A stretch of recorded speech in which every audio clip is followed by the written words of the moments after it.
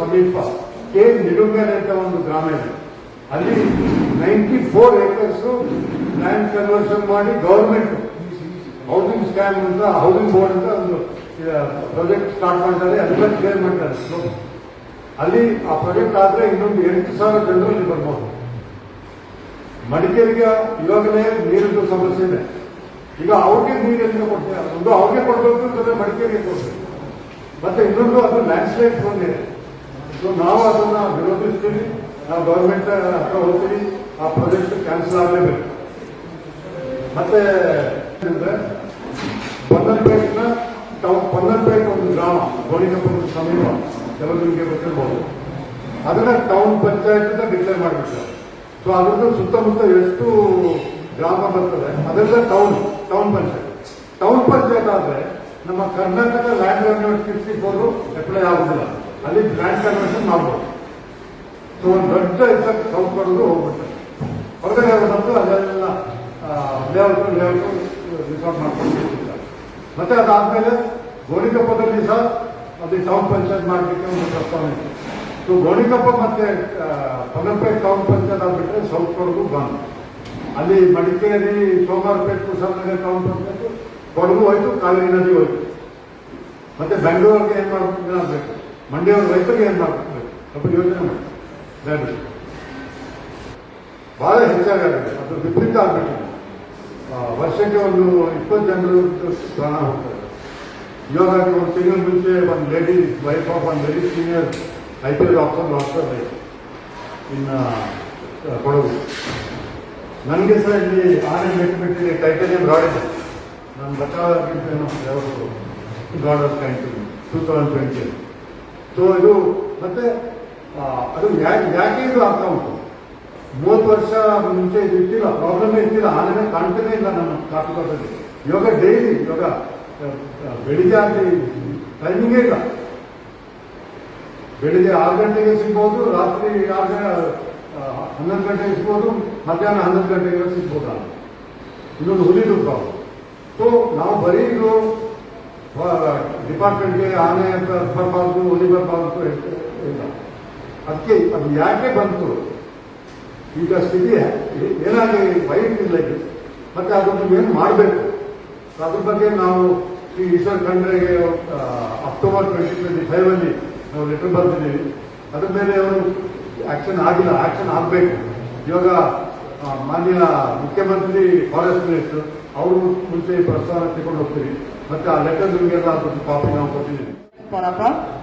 Representing the Wellness Foundation, and now we can't feel Bandhu because we are supporting anybody in any movement that is good for Kodagu's land.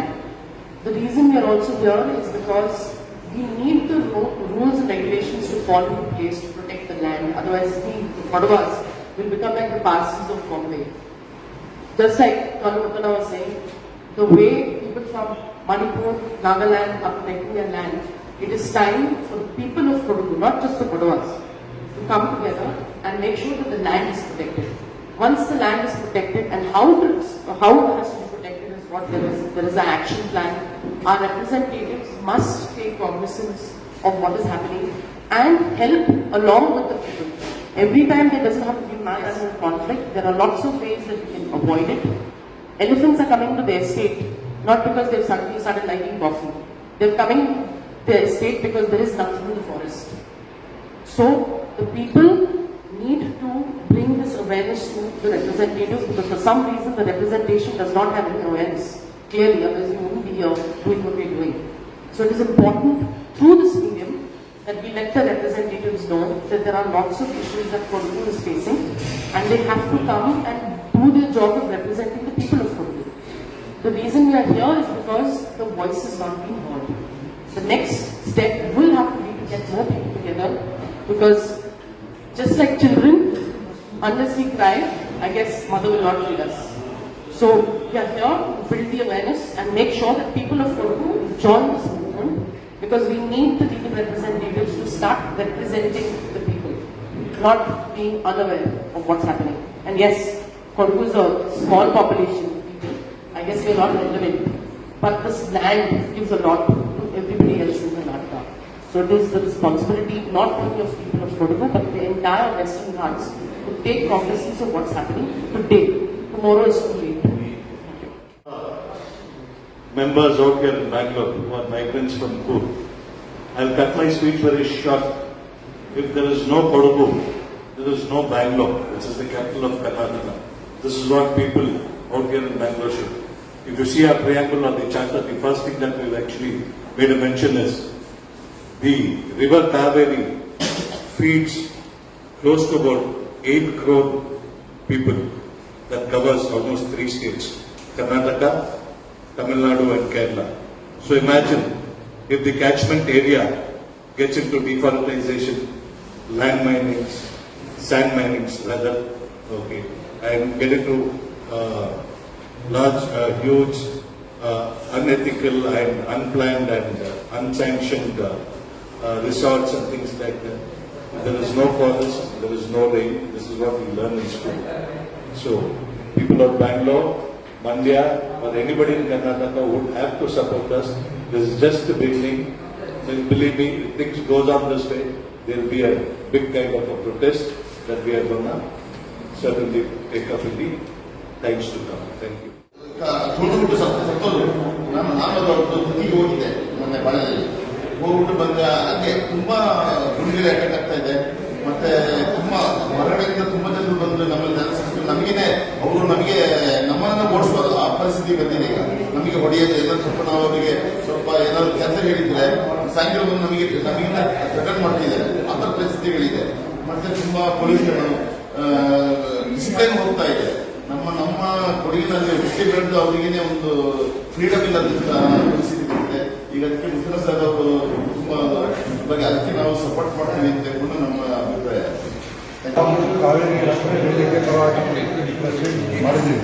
ಮತ್ತೆ ನಿಖಿಲ್ ಪೊನ್ನಪ್ಪ ಅವರು Coorg wellness foundation ಸುಮಾರು ಬೆಂಬಲ ಕೊಟ್ಟಿದ್ದಾರೆ. ಇವತ್ತು press conference ಉದ್ದೇಶ ಅಂದರೆ ಕೊಡಗುದು ರಕ್ಷಣೆ ಆಗಬೇಕು. ಮತ್ತು ಕೊಡಗುದು ಇವಾಗ ರಕ್ಷಣೆ ಆಗ್ತಾ ಇಲ್ಲ. ಕೊಡಗು ನಿಮಗೆಲ್ಲ ಗೊತ್ತಿದೆ, ಅದು ಭಾಳ ಇದೆ. ಆದರೆ ಕೊಡಗು ಕಾವೇರಿ ನದಿದು ಜಲನಯನ ಮತ್ತು ಅದು ಮಂಡ್ಯ, ಮೈಸೂರು, ಬ್ಯಾಂಗ್ಳೂರು, ತಮಿಳುನಾಡಿನಲ್ಲಿ, ಕೇರಳದಲ್ಲಿ 8 ಕೋಟಿ ಜನರಿಗೆ ನೀರು ಕೊಡ್ತಾರೆ. ಎಷ್ಟೋ ಹಲವಾರು ಫ್ಯಾಕ್ಟ್ರೀಸ್, ಇಂಡಸ್ಟ್ರೀಸ್ಗೆ ನೀರು ಕೊಡ್ತಾರೆ. ಕೊಡಗುನ ಸಂರಕ್ಷಣೆ ಮಾಡೋದಾದ್ರೆ ಕಾವೇರಿ ನದಿಯಲ್ಲಿ ನೀರು ಭಾಳ ಕಡಿಮೆ ಆಗಿಬಿಟ್ಟು ಬ್ಯಾಂಗ್ಳೂರ್ದು ಜನಗಳಿಗೆ, ಮೈಸೂರು ಜನರಿಗೆ, ಮಂಡ್ಯದಲ್ಲಿ ಇರುವ ರೈತರಿಗೆ ತುಂಬ ತೊಂದರೆ ಆಗಿದೆ. ಅದಕ್ಕಾಗಿ ಕೊಡಗು ರಕ್ಷಣೆ ಆಗಬೇಕು. ಮತ್ತು ರಕ್ಷಣೆ ಆಗಲಿಕ್ಕೆ ನಮಗೆ ಏನು ಬೇಕು ಏನು ಬೇಡ ಅಂದರೆ ನಾವು ನಮ್ಮ ಎಲೆಕ್ಟೆಡ್ ರೆಪ್ರೆಸೆಂಟೇಟಿವ್ ಮತ್ತು ಗೌರ್ಮೆಂಟ್ಗೆ ಹೇಳ್ತಾ ಇದ್ದೀವಿ. ಮುಖ್ಯವಾಗಿ ಈ ನಗರೀಕರಣ ನಿಲ್ಲಬೇಕು. ಹಲವಾರು ರಿಸಾರ್ಟ್ಸು ಲೇಔಟ್ ಬಂದುಕೊಂಡು ಕೊಡಗು ಹಾಳಾಗ್ತಾ ಇದೆ. ಇದು ಕರ್ನಾಟಕ ಲ್ಯಾಂಡ್ ಯೂನಿಯನ್ 64 ಉಲ್ಲಂಘನೆ ಆಗ್ತಾ ಉಂಟು. ನಾವು ಹೈಕೋರ್ಟ್ನಲ್ಲಿ ಇದ್ದೀವಿ. ಕೆಲವು ದಿವಸದಲ್ಲಿ ನಮಗೆ ಫೈನಲ್ ಆರ್ಡರ್ ಸಿಗ್ತಾರೆ. ಇನ್ನೊಂದು ನಾವು ಮುಖ್ಯವಾಗಿ ಕೇಳ್ತಾ ಇದ್ದೀವಿ, ಕೊಡಗಿನಲ್ಲಿ ಹೊರಗಡೆಯಿಂದ ಬಂದು ಜಾಗ ಸಿಗೋಕ್ಕೆ ಬಿಡಬಾರ್ದು. ಹೊರಗಡೆಯಿಂದ ಜನರಿಗೆ ಜಾಗ ಖರೀದಿ ಮಾಡಲಿಕ್ಕೆ ಅವಕಾಶ ಸಿಗಬಾರ್ದು. ಅದ್ರ ಬಗ್ಗೆ ಒಂದು ಕಾನೂನು ಬರಬೇಕು. ಮತ್ತು ಈ ಕಾನೂನು ನಮ್ಮ ಕಂಪ್ಲೀಟ್ ಮಲೆನಾಡು ಪ್ರದೇಶಕ್ಕೆ ಬರಬೇಕು ಅಂತ ನಾವು ಕೇಳ್ತಾ ಇದ್ದೀವಿ. ಯಾಕೆಂದರೆ ಮಾರಾಟ ಮಾಡೋದು ಮಾಡ್ತಾನೆ. ನಾವು ಮನೆ ಮನೆಗೆ ಹೋಗಿ ಜಾಗ ಮಾಡಬಾರ್ದು ಆಗೋದು, ಅದಕ್ಕೊಂದು ಕಾನೂನು ಬರಬೇಕು. ಅದಕ್ಕೆ ನಾನು ಉದಾಹರಣೆ ಕೊಡ್ತೀನಿ. ನಾವು ಮಣಿಪುರ್, ನಾಗಾಲ್ಯಾಂಡ್, ಮಿಜೋರಾಂ ಹೋದರೆ ಅಲ್ಲಿ ಯಾರು ಜಾಗ ಖರೀದಿ ಮಾಡಲಿಕ್ಕೆ ಅವಕಾಶ ಇಲ್ಲ. ಅವ್ರಿಗೆ ಜಾಗ ಸೇಫ್ ಆಗಿದೆ.